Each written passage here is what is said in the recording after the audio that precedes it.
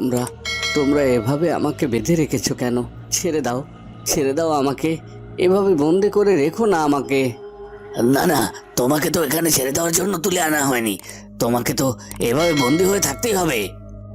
দেখো, আমার সাথে তোমাদের কোনো শত্রুতা নেই, তাহলে কেন কেন এভাবে আমাকে আটকে রেখেছো? কি চাই তোমাদের? কি চাই তোমাদের আমার কাছ থেকে? না না, আর পারছি না, আর পারছি না আমি চলতে। রাজকুমার প্রতাপকে কত জায়গায় খুঁজলাম, কিন্তু কোথাও তাকে খুঁজে পেলাম না। বড্ড বড্ড দুশ্চিন্তা হচ্ছে আমার তার জন্য। আসলে কি সে নিজে নিজে কোথাও লুকিয়ে আছে? এতটা সময় পার হয়ে গেল, এখনো তো ফুলকুমারী আমার কক্ষে এলো না। সেই কতটা সময় আগে মা ফুলকুমারীকে ডেকে নিয়ে গেল, আর এতটা সময় পার হয়ে গেল, তারপরও ফুলকুমারীর দেখা নেই। ওদিকে ফুলপরি রাজকুমার প্রতাপকে সুস্থ করার জন্য সেবা যত্ন করতে থাকে। রাজকুমার প্রতাপ যেন ফুলপরির দিকে এক দৃষ্টিতে তাকিয়ে থাকে। এ কি রাজকুমার প্রতাপ, আপনি আমার দিকে এইভাবে তাকিয়ে আছেন যে? না না, এমনিতেই। আসলে আমি আমার কুমকুমের কথা ভাবছিলাম। আমি আমার কুমকুমকে কত ভালোবাসি, কিন্তু আমার কুমকুম আমাকে একটু ভালোবাসে না। সে প্রতিটা সময় শুধুমাত্র আমাকে অবহেলা করে যায়। ও কিছুতেই আমার ভালোবাসা বোঝার চেষ্টা করতে চায় না। রাজকুমার প্রতাপ, একটা কথা বলি, আসলে আমার মনে হয় আপনার ভুল হচ্ছে। আমি যতদূর জানি ফুলকুমারী রাজকুমার চন্দ্রকুমারের স্ত্রী। সে শুধুমাত্র রাজকুমার চন্দ্রকুমারকেই ভালোবাসে। সে কি করে তাকে ভুলে আপনাকে ভালোবাসতে পারে?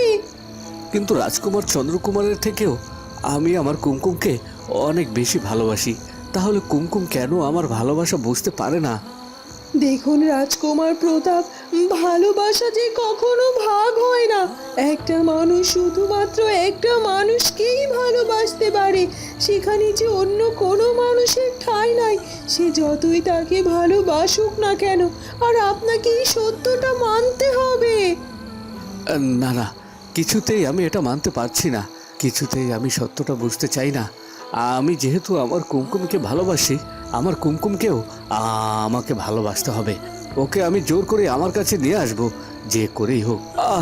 আমার মাথাটা বড্ড যন্ত্রণা করছে। দেখেছেন তো, দেখেছেন, আপনার মাথা আবার যন্ত্রণা শুরু হয়ে গেল। এই তো কিছুক্ষণ আগে আপনার মাথার যন্ত্রণাটা কমে এসেছিল, কিন্তু আপনি আবার উত্তেজিত হয়ে অসুস্থ হয়ে পড়লেন। এখন ঘুমানোর চেষ্টা করুন, আমি আপনার মাথায় হাত বুলিয়ে দিচ্ছি।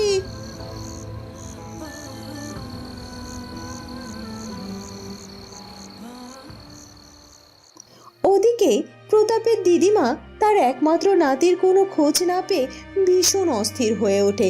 সে চিন্তায় চিন্তায় একেবারেই দুর্বল হয়ে পড়ে। প্রতাপ, প্রতাপ কোথায় চলে গেল? ও এভাবে হারিয়ে যেতে পারে না। প্রতাপ ছাড়া তো আমার কেউ নেই।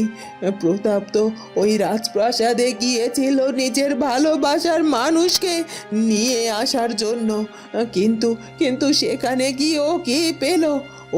ও তো বড় বিপদের সম্মুখীন হয়ে গেল। তবে ওরা সবাই বলছে ওরা নাকি কেউই জানে না যে রাজকুমার প্রতাপ কোথায় আছে, কিন্তু এটা আমি কোনোভাবেই বিশ্বাস করি না। আমার মনে হচ্ছে ওই রাজকুমার চন্দ্রকুমার আর ফুলকুমারী দুজনে মিলে ষড়যন্ত্র করে আমার প্রতাপের কোনো ক্ষতি করতে চাইছে। আর না হলে আমার প্রতাপ কোথায় যাবে? ওকে নিশ্চয় কোথাও আটকে রেখেছে। অনেক অনেক হয়েছে, আর সহ্য করব না আমি জানি ওরা আমার রাজকুমার প্রতাপকে হয়তো প্রাণে মারেনি, কিন্তু ওকে ঠিকই কোথাও আটকে রেখেছে। আমি এবার আমার কাজটা করব। আমার বিশ্বাস, আমি যদি এ কাজ করি তাহলে ওরা ঠিক আমার রাজকুমার প্রতাপকে ফিরিয়ে দেবে। হ্যাঁ হ্যাঁ, আর এক মুহূর্তেও দেরি নয়। আমি খুব তাড়াতাড়ি ওই রূপনগর রাজ্যকে নিশ্চিহ্ন করে দেব।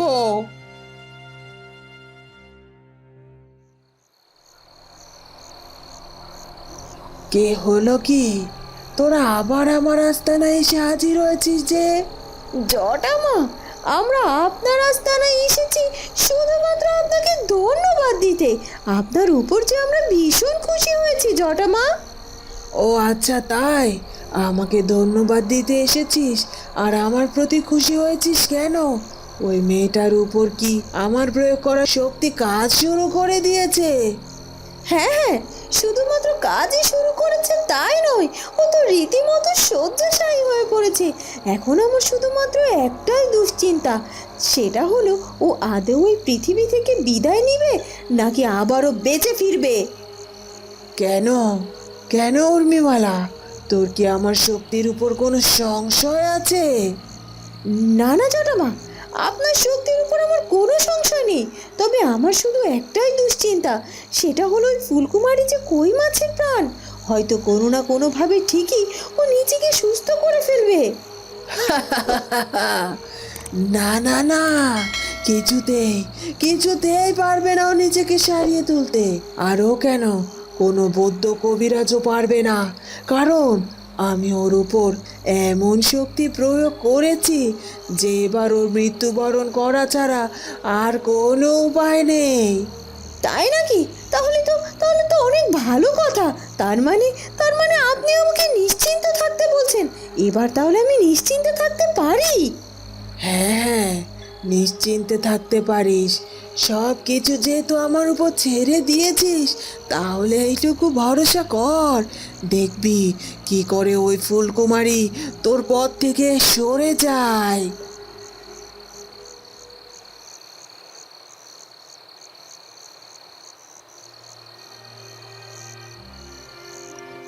রানীমা, রানীমা চলুন শিগগিরই, যুবরানীর শরীরের অবস্থা খুব বেশি একটা ভালো নয়। কেন, কি এমন হয়েছে? আর তাছাড়া তখন থেকে শুনতে পেলাম রাজপ্রাসাদে নাকি রাজবৈদ্য এসেছে ফুলকুমারীকে দেখার জন্য। তা সারাদিন সে তো দিব্যি সুস্থ ছিল, হঠাৎ করে তার এমন কি হলো? জানি না রানীমা, জানি না কি হয়েছে যুবরানী। রাজকুমার তো যুবরানীকে অচেতন অবস্থায় বারান্দার থেকে নিয়ে তার কক্ষে শুইয়ে দিয়েছে। রাজবৈদ্য অনেকটা সময় হলো রাজকুমারের কক্ষে গিয়ে দরজা বন্ধ করে দিয়েছে, এখন পর্যন্ত সে সেখান থেকে বের হয়নি। কি বলছিস কি? এত বড় ঘটনা ঘটে গেল আর রাজপ্রাসাদে থেকে আমি কিচ্ছুটি জানি না।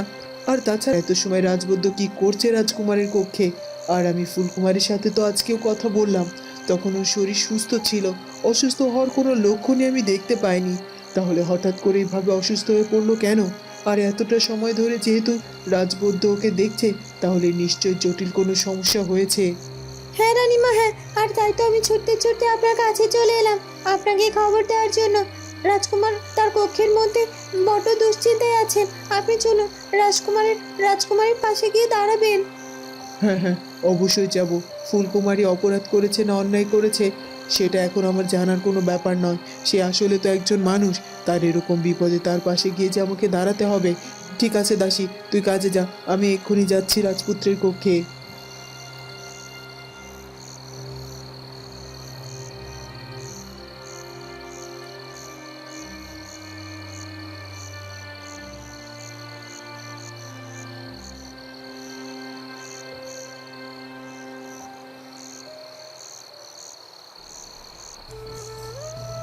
কি হলো কি রাজবৈদ্য, আপনি তখন থেকে এভাবে চুপ হয়ে দাঁড়িয়ে আছেন কেন?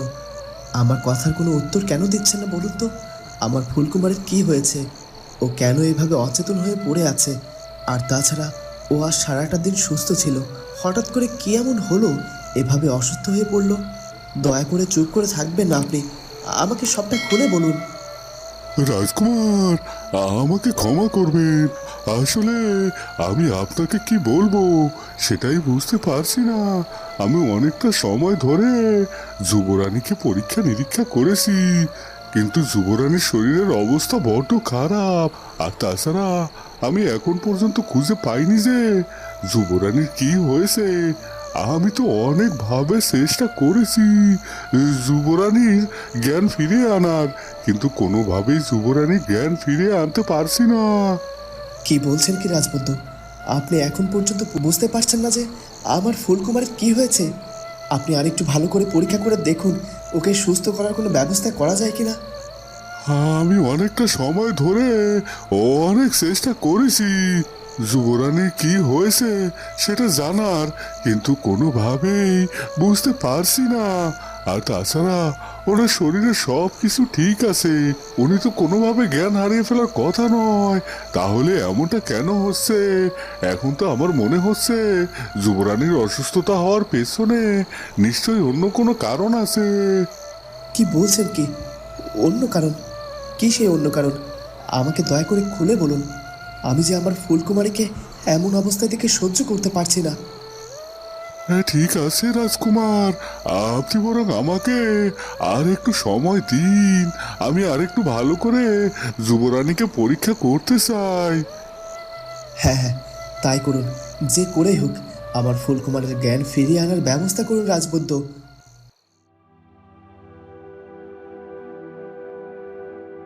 ওদিকে মন্ত্রী মশাই হঠাৎ করে রাজপ্রাসাদে এসে হাজির হয়। রাজা মশাই তখনও চিন্তিত অবস্থায় রাজ দরবারেই ছিলেন। তিনি এত রাতে মন্ত্রী মশাইকে দেখে ভীষণ অবাক হয়ে যায়। এ কি মন্ত্রী মশাই, আপনি এত রাতে রাজপ্রাসাদে এলেন যে? মহারাজ, মন্ত্রী মশাই কখনো এমনি এমনি কোনো কাজ করে না। আর আজকে যে আপনার রাজপ্রাসাদে এসেছি এটাও বিশেষ একটা কারণে, কারণ আপনার কাছে একটা অনেক বড় দুঃসংবাদ দিতে এসেছি। আর আপনার জন্য যেটা দুঃসংবাদ সেটা আমার জন্য সুসংবাদ মহারাজ। কি হলো কি মন্ত্রী মশাই, আপনি এভাবে চুপ করে আছেন কেন? বলুন, আমার কথার উত্তর দিন। আপনার কথার কি উত্তর দেব মহারাজ, সেটাই বুঝতে পারছি না। আর তাছাড়া আমি ভাবছি যে যে কথাটা আপনাকে বলতে এসেছি সেটা কিভাবে আপনার সামনে উপস্থাপন করব।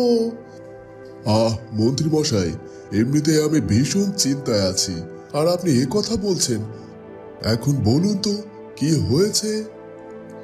সর্বনাশ, সর্বনাশ হয়ে গেছে মহারাজ। আমাদের রাজ্যে যে অনেক বড় বিপদ ঘনিয়ে আসতে চলেছে। অনেক বড় বিপদ আসতে শুরু করে দিয়েছে মানে? আপনি কোন বিপদের কথা বলছেন আমাকে সত্যি করে বলুন তো। মহারাজ, রাজকুমার প্রতাপের দিদিমা চলে যাবার পর তিনি তার রাজ্যে গিয়ে রাজকুমার প্রতাপকে কোথাও খুঁজে পায়নি। আর তাই তো তিনি আমাদের রাজ্যের সাথে তাদের রাজ্যের যুদ্ধ ঘোষণা করে দিয়েছেন। এইসব কি বলছেন কি? দুই রাজ্য ছিল পরম বন্ধুত্বপূর্ণ রাজ্য, তারা কিনা শত্রু রাজ্যে পরিণত হলো। আর তাছাড়া রাজকুমার প্রতাপের রাজ্যের থেকে আমাদের রাজ্যের রক্ষী বাহিনী অনেক দুর্বল। তারা যদি আমাদের সাথে যুদ্ধ করে তাহলে তো আমরা মুহূর্তের মধ্যে হেরে যাব।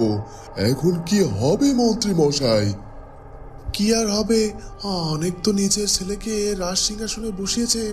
এবার এবার কিভাবে কি করবেন আপনারাই ভাবুন। আমার এসব নিয়ে কোনো চিন্তা নেই। আমার তো রাজকুমার প্রতাপের দিদিমার সাথে কথা হয়েই গেছে।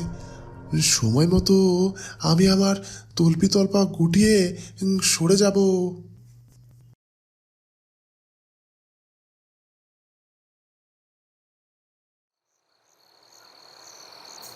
ওদিকে রাজকুমার প্রতাপ ঘুমিয়ে পড়ে। ফুলকুমারী তো মহা দুশ্চিন্তায় পড়ে যায়।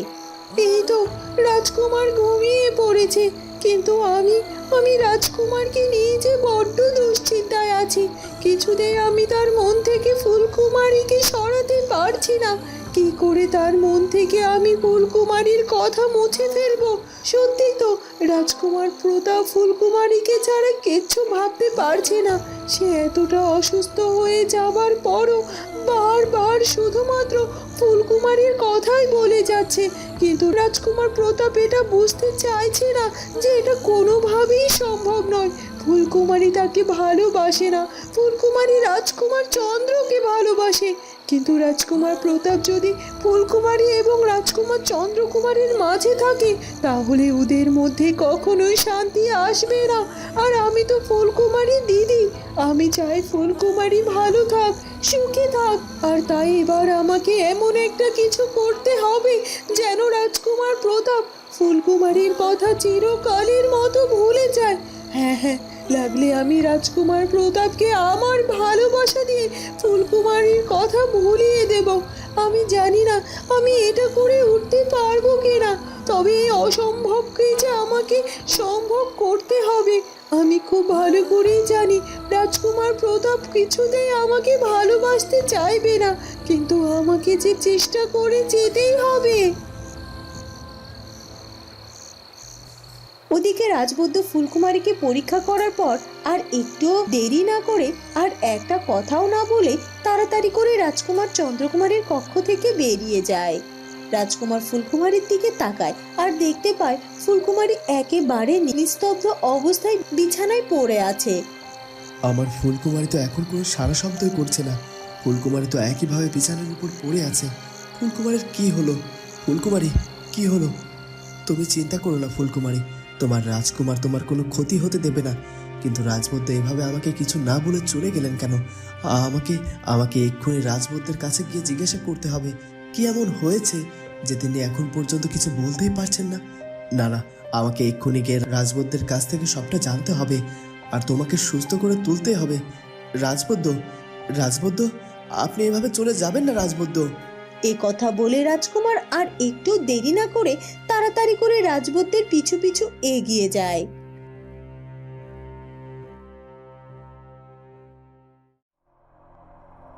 দেখেছেন, রাজবৈদ্য তখন দেখলাম ফুলকুমারীর কক্ষ থেকে তাড়াহুড়ো করে বেরিয়ে যাচ্ছে, আর এখন রাজকুমার চন্দ্রকুমার তার পিছু পিছু বেরিয়ে গেল। তার মানে কি কিছু বুঝতে পারছেন? বুঝতে পারছি না মানে? আমি অবশ্যই বুঝতে পারছি। আমি তো খুব ভালো করে বুঝতে পারছি যে ওই রাজবৈদ্য ফুলকুমারীর চিকিৎসা করতে ব্যর্থ হয়েছে, আর তাই তো এভাবে হন হন করে রাজকুমারীর কক্ষ থেকে ছুটে বেরিয়ে গেল, আর রাজকুমারও কেমন পাগল পাড়া হয়ে তার পিছু পিছু ছুটলো। কিন্তু রাজকুমার চন্দ্রকুমার, তুমি যতই রাজবৈদ্যের পিছু পিছু ছোটো না কেন, কোনো লাভ হবে না, কোনো লাভ হবে না। কারণ তোমার ফুলকুমারীকে যে রাজবৈদ্য কেন অন্য কেউ এসে বাঁচাতে পারবে না। ওকে যে এবার মৃত্যুবরণ করতেই হবে। দেখেছেন তো, আমি আপনাকে বলেছিলাম না, জটা মায়ের ক্ষমতা অনেক। সে যেটা করতে চায় সেটা ঠিক করেই ছাড়ে। এর আগে সে যতবারই যত কাজ করেছে না কেন, সব কাজেই সফল হয়েছে। আর এবারও দেখবেন আপনার এই কাজেও তিনি সফল হবেনই হবেন। এবার আপনি সত্যি সত্যি খুব সহজে আপনার পথের কাঁটাকে সরিয়ে ফেলতে পারবেন, আর আপনি আবার আপনার রাজকুমারকে চিরকালের মতো ফিরে পাবেন। হ্যাঁ হ্যাঁ, তুই ঠিকই বলেছিস। সত্যি ওই ফুলকুমারীকে বিদায় করে আমি আবার আমার রাজকুমারকে ফিরে পাবো, আর এটা ভেবে সত্যি সত্যি আমার বড্ড আনন্দ হচ্ছে। আর এই আনন্দ আমি কোথায় লুকিয়ে রাখবো? আমি এত আনন্দ যে আর ধরে রাখতে পারছি না। তখনই রানীমা সেখানে চলে আসে। এ কি উর্মিওয়ালা, তুমি এখানে? আর তুমি কি এত আনন্দের কথা বলছিলে বলো তো, আমি কি জানতে পারি? উর্মিমালা হঠাৎ করে রানীমাকে দেখে ভীষণ অবাক হয়ে যায়। শুধুমাত্র অবাকই নয়, সে বড্ড ভয়ও পেয়ে যায়। এ কি, রানীমা? রানীমা তো এখানে চলে এসেছে। তার মানে কি এতক্ষণ আমি আমার দাসীর সাথে যা যা বলছিলাম সব তিনি শুনে ফেলেছেন? যদি সেটা হয় তাহলে তো মহা বিপদে পড়ে যাব। আর তাছাড়া আমি যে ওই ফুলকুমারীর অসুস্থ হওয়ার পেছনে দায়ী, এটা তো তিনি জেনেও যাবেন। কি করব এখন আমি কি রানীমাকে নিচে থেকে সবটা খুলে বলবো? কি হলো কি উর্মিমালা, আমার কথার উত্তর দিচ্ছ না যে? চুপ হয়ে আছো কেন? বলো, আমি তোমাকে এতক্ষণ যা প্রশ্ন করলাম সে প্রশ্নের উত্তর দাও। বন্ধুরা, কি হতে চলেছে এরপর সেটা জানবো আমরা ফুলকুমারী গল্পের পরবর্তী পর্বে। আর আমাদের আজকের পর্বটি ভালো লাগলে অবশ্যই আমাদের চ্যানেলটিকে সাবস্ক্রাইব করে দিও। দেখা হবে পরের পর্বে। ধন্যবাদ।